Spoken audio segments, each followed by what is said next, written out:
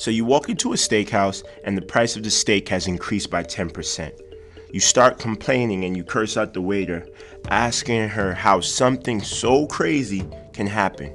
You actually see a manager, but the price does not change. You go home and you complain to your wife until she finally tells you to shut up. That is what reactive people do. They complain. They worry most about the things that they cannot control and ignore the things they can. You can get a better job that pays you more so you can afford the steak. You can go to a different steakhouse that is more affordable, and you can buy a steak and make it at home, and that may even lead to a more intimate time with your wife. Lesson number 1 is be proactive. Focus on what you can control, not what you can't. In order to be truly successful, you must work on the things you can do something about. Everything other than that is a waste of time and energy. Imagine you're at a funeral. Your friends are there, your family's there. You walk up to the casket and you are the one in it. You begin to weep and you wonder what has happened. That's when your friend comes up and makes a speech about your life. What would you want them to say about you? What would you like to hear? Do you want them to say you're a good person? You were very helpful and you changed the world? Well then, that's how you should be living now. Habit number 2 is begin with the end in mind. This ensures that the destination is clear, that the steps we take on a day-to-day basis is the ones that will lead us to our goal. Don't live by default. Don't live in the mundane. Move in the direction that leads you to the person you would like to be. You write your goals down on New Year's. One of your goals is to get in the best shape you've ever been in. You know this will change your life in every aspect. But every time it's time to go to the gym, everything gets in the way. Your job, your hobby, your eating's off. Sometimes you just sit down and watch a bunch of Netflix. But this goes against your goal of being in shape. In order to get in the best shape of your life, you must put that goal first. Habit number 3 is put first things first. In order to be successful at your life, you must prioritize your day-to-day on what is important. It's date night for you and your spouse. You want to hit a movie, she wants to go out for food. But you complain that you've been out for food the last date and you refuse. She says okay and decides to see the movie, but you can notice she's a little down by the choice. What if you have decided to eat the food? You might be a little down about that. We'll find a solution. How about you go out a little earlier so you can do both?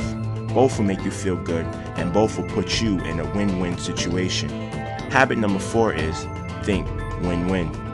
In your relationships, whether business, mentorship, mentee, wife, husband, you must think win-win. You must give a little and take a little.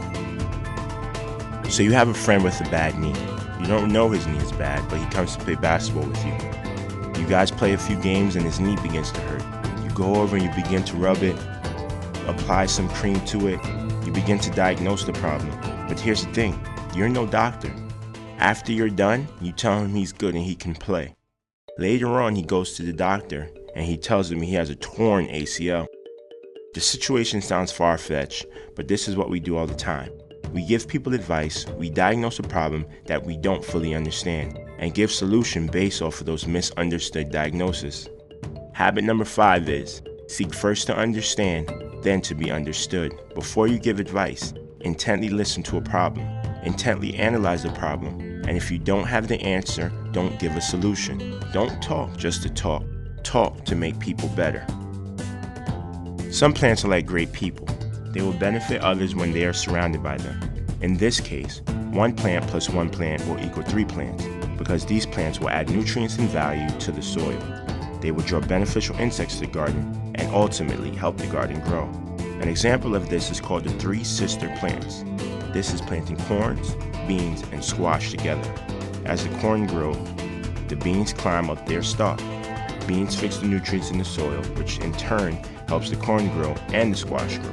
The squash grows and shades out the weeds so each item can grow efficiently.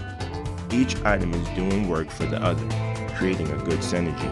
Habit number 6 is synergy. The sum is always greater than the whole.